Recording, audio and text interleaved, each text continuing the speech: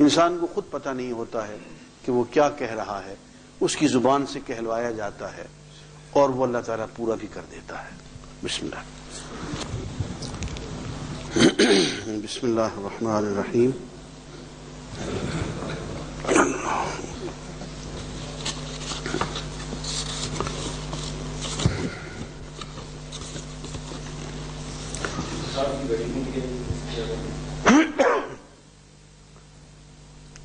سورہ الحجر میں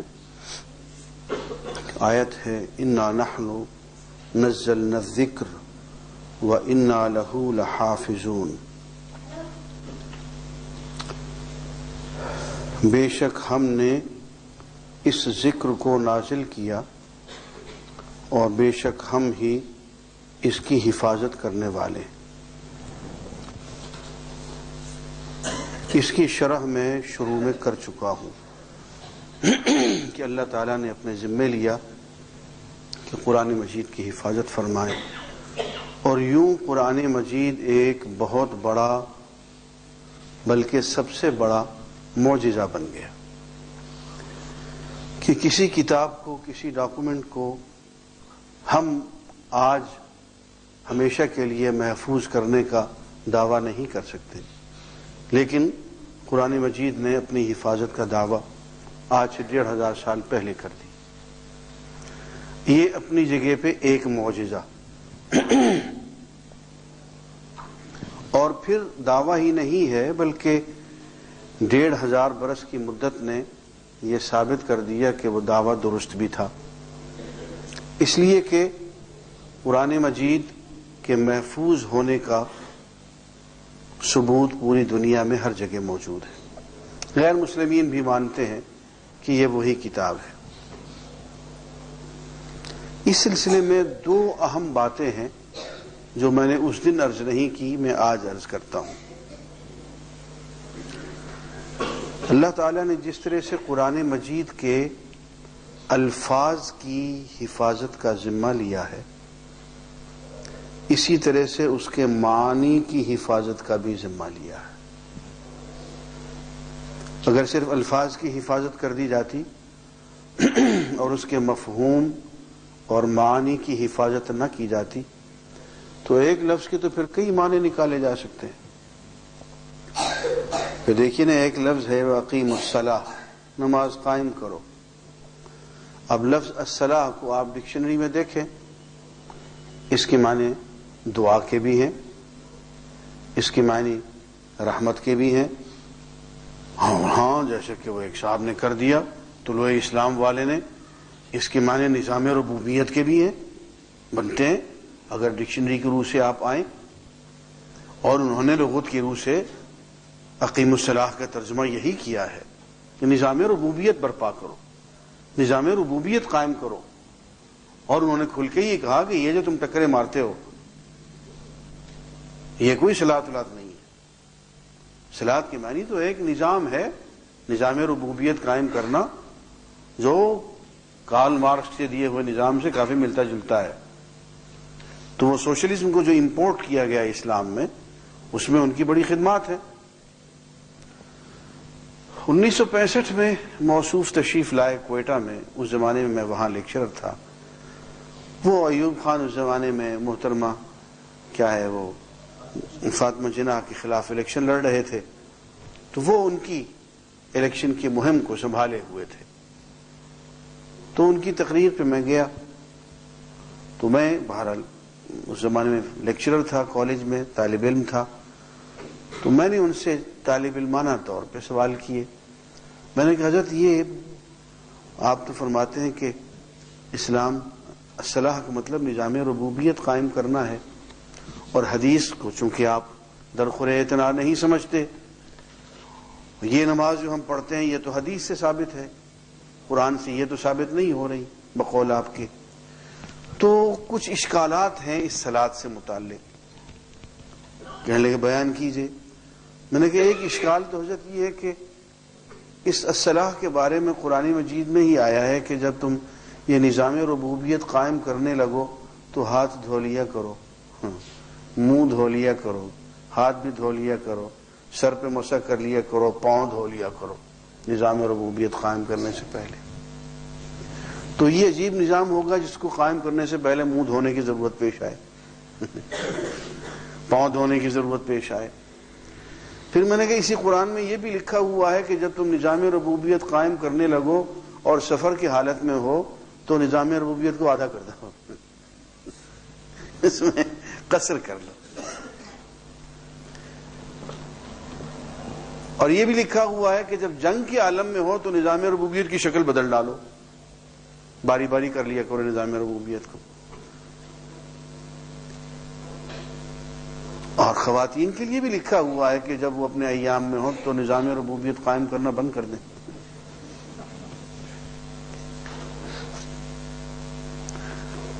اب یہ تماشا قرآن مجید سے کیا جا سکتا ہے، قرآن مجید کے ہر لفظ سے کیا جا سکتا ہے جو موصوف کر گئے. اگر اللہ تعالی ان الفاظ کے معانی کی حفاظت کا ذمہ نہ لے تو الذکر سے مراد یہاں پہ صرف قرآن مجید نہیں ہے میرے دوستو. یہاں دوستوں سے، بزرگوں سے، علماء سے غلطی ہو گئی. جو محقق علماء ہیں وہ یہاں الذکر سے مراد صرف قرآن مجید نہیں لیتے بلکہ کتاب و سنت دونوں مراد لیتے ہیں.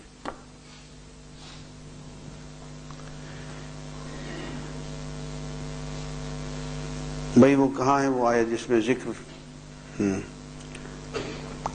دیکھیے وہ آیت میں بھول رہا ہوں، لِتُبَيِّنَ لِلنَّاسِ مَا نُزِّلَ إِلَيْهِمْ جزاک اللہ خیر. اب دیکھیے اس آیت کے الفاظ پہ غور کریں، یہاں الذکر سے کیا مراد بنتا ہے. وَأَنزَلْنَا إِلَيْكَ الذِّكْرَ، اے نبی ہم نے آپ کی طرف ذکر نازل کیا. کیوں؟ لِتُبَيِّنَ لِلنَّاسِ، تاکہ آپ لوگوں کے سامنے بیان کریں وضاحت کے ساتھ کیا چیز؟ ما نزل الیہم، جو ان کی طرف نازل کیا گیا ہے. نازل کیا گیا ہے بھئی؟ قرآن مجید ہے نا، تو پھر ذکر کیا ہے؟ دو چیزیں ہو گئی نا. وَأَنزَلْنَا إِلَيْكَ الذِّكْرَ، اے نبی ہم نے آپ کی طرف ذکر نازل کیا. کیوں نازل کیا؟ تاکہ آپ واضح کریں، لِتُبَيِّنَ لِلنَّاسِ، تاکہ لوگوں کے سامنے آپ واضح کریں کیا چیز؟ مَا نُزِّلَ إِلَيْهِمْ، جو ان کے لیے نازل کیا گیا ہے قرآن مجید. معلوم ہوا قرآن مجید کو واضح کرنے کے لیے، قرآن مجید سکھانے کے لیے، پڑھانے کے لیے، اس پہ عمل دکھانے کے لیے اللہ نے خاص ذکر حضور پہ نازل فرمایا. وہ کیا ہے بھائی؟ وہ ذکر جو ہے وہ قرآن کے علاوہ کوئی اور چیز ہے. اسی لیے علماء نے وحی کو دو قسموں میں تقسیم کیا ہے. وحی مطلوب، وہ وحی جس کی تلاوت کی جاتی، جسے ہم نماز میں پڑھتے ہیں، وہ جو قرآن مجید میں ہے. وحی غیر مطلوب، وہ وحی جس کی تلاوت نہیں کی جاتی. وحی مطلوب وہ ہے کہ کلام بھی اللہ کا، معانی مفہوم بھی اللہ کا، قرآن مجید کے الفاظ، یہ وحی مطلوب ہے. وحی غیر مطلوب کیا ہے؟ پیغام اللہ کا اور الفاظ حضور کے. یہ بھی ذکر میں شمار ہوتا ہے. اور یہ حضور اکرم صلی اللہ علیہ وآلہ وسلم پہ جو وحی غیر مطلوب ہے یہ ہر دم جاری رہتی تھی، اور اس کو ہم سنت کہتے ہیں، اسی کو ہم سیرت کہتے ہیں. تین چیزیں ہیں جو سنت بنتی ہیں میرے دوستو: حضور اکرم صلی اللہ علیہ وآلہ وسلم کا قول، حضور اکرم صلی اللہ علیہ وآلہ وسلم کا عمل، اور حضور اکرم صلی اللہ علیہ وسلم کی خاموشی. کسی کام کو ہوتے ہوئے دیکھ لیا، کسی بات کو ہوتے ہوئے سن لیا، روکا نہیں، ٹوکا نہیں، قانون بن گیا. صدقے جائیں شخصیت کے جس کی خاموشی بھی قانون ہے. ہائے ہائے ہائے، خاموشی بھی قانون بنا دیتی ہے. تو سنت اس کو تقریر کہتے ہیں اصطلاحی الفاظ میں، کہ حضور نے اس چیز کو برقرار رکھا. حضور کا قول، حضور کا عمل، اور حضور کی سائلنٹ اپروول، تقریر، کسی چیز کو برقرار رکھنا، یہ سنت کہلاتی. اللہ تعالی نے جس طرح سے اپنے کلام پاک کی حفاظت فرمائی ہے، عزیزان گرامی آپ کو سن کے حیرت ہوگی، اس پہ پریشان نہ ہوں، اسی طرح سے اللہ تعالی نے وحی غیر مطلوب کی اور حضور کی سنت طیبہ کی حفاظت فرمائی ہے. یہی وجہ ہے کہ ہم قرآن کا جو ایک مفہوم ہے اسی مفہوم پہ ہم قائم ہیں، اس کو ہم بدل نہیں سکتے، اس کو تبدیل نہیں کر سکتے. اس کا طریقہ کیا ہوا آج میں وہ بھی آپ کو بتاتا ہوں. 3 طرح سے اللہ تعالیٰ نے قرآن مجید کی حفاظت فرمائی ہے. دیکھیں میں ایک بات کہا کرتا ہوں، اللہ تعالیٰ نے کہیں نہیں فرمایا ہمیں کہ تم قرآن مجید یاد کرو. کوئی مجھے آیت دکھا دیں جی، کسی جگہ اللہ نے یہ حکم نہیں دیا قرآن مجید میں کہ قرآن یاد کرو، زبانی یاد کرو، پورے کا پورا یاد کرو. ایک جگہ بھی نہیں. بار بار حکم یہ دیا کہ سمجھ کے پڑھو، سمجھ کے پڑھو، سمجھ کے پڑھو، تدبر، تعقل، تفکر، تذکر یہ کرو. یہ نہیں کرتے، زبانی یاد کرتے ہیں. آپ گن لیں اپنے ارد گرد اسی علاقے میں حفظ کے مدرسے کتنے ہیں اور سمجھ کے قرآن پڑھنے کے مدرسے کتنے ہیں. ایسا کیوں ہے؟ اس لیے کہ حفظ کا ذمہ اللہ نے خود لے رکھا ہے، اور جو کام اس نے خود لے رکھا ہے اپنے ذمہ، وہ زبردستی ہم سے کرواتا ہے. خواہش زیادہ حفظ کی پیدا ہوتی ہے، سمجھ کے پڑھنے کی اتنی خواہش پیدا نہیں ہوتی. اب ہوا کیا ہے ذرا اس کے دیکھیے تماشا کیا بنا ہے، اور اس سے آدمی حیران ہوتا ہے کہ اللہ کا دین اور اللہ کے نظام چیز کیا ہے. قرآن کیسے محفوظ رہ گیا؟ 1500 سال کی مدت گزر گئی، اب تک وہی کا وہی قرآن ہے، اس میں تبدیلی کیوں نہیں آئی؟ ایک تو سیدھا سیدھا جواب ہے کہ بھی اللہ کی مشیت ہے، اللہ نے اپنے ذمہ لیا ہوا ہے. لیکن اللہ تعالیٰ نے اس دنیا میں کوئی اسباب تو اختیار کیے ہیں نا جی. وہ اسباب کیا ہیں؟ دیکھیے 3 اسباب ہیں بڑے بڑے، اور بھی ہوں گے لیکن 3 بڑے بڑے سبب ہیں. پہلا سبب یہ ہے کہ حضور اکرم صلی اللہ علیہ وآلہ وسلم کی خدمت میں ہر وقت لوگ موجود ہوتے تھے جو وحی کو لکھا کرتے تھے.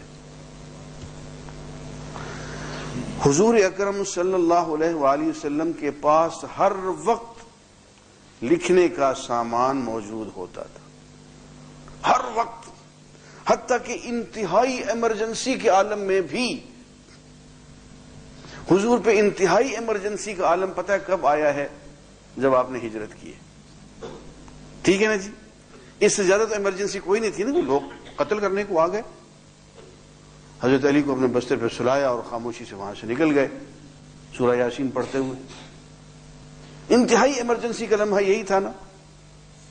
اس ایمرجنسی کے ہجرت کر رہے ہیں تو سراقہ بن مالک نے تعاقب کیا، 3 مرتبہ اس کا گھوڑا دھنس گیا. آخر اس نے دل سے توبہ کی کہ بھئی یہ اللہ کا نبی لگتا ہے، میں اب بری نیت سے نہیں جاتا ہوں. اس نے کہا یا رسول اللہ میں توبہ کرتا ہوں، اب بری نیت سے آپ کے پاس نہیں آتا ہوں، مجھے آنے دیجئے. آنے کی اجازت مل گئی تو گھوڑا نہیں دھنسا زمین میں، آ گیا. کہو بھی کیا کہتے ہو؟ یا رسول اللہ مجھے امان دے دیجئے. کس بات کی امان؟ دیکھیے کتنے سیانے لوگ تھے یہ، کہ جب آپ پورے عرب کے بادشاہ بن جائیں گے تو مجھے قتل نہیں کریں گے. یہ امان مانگ رہا ہے. اور یہی ہوا. مکے کے موقع پہ سراقہ بن مالک کی جان بخشی اسی امان نامے سے ہوئی، ورنہ گیا تھا وہ کام سے. مسلمان بھی ہو گیا بعد میں ویسے. وہ امان حضور نے کاغذ بھی عنایت فرمایا، قلم بھی عنایت فرمایا، سیاہی بھی عنایت فرمائی ایمرجنسی کے موقع پہ.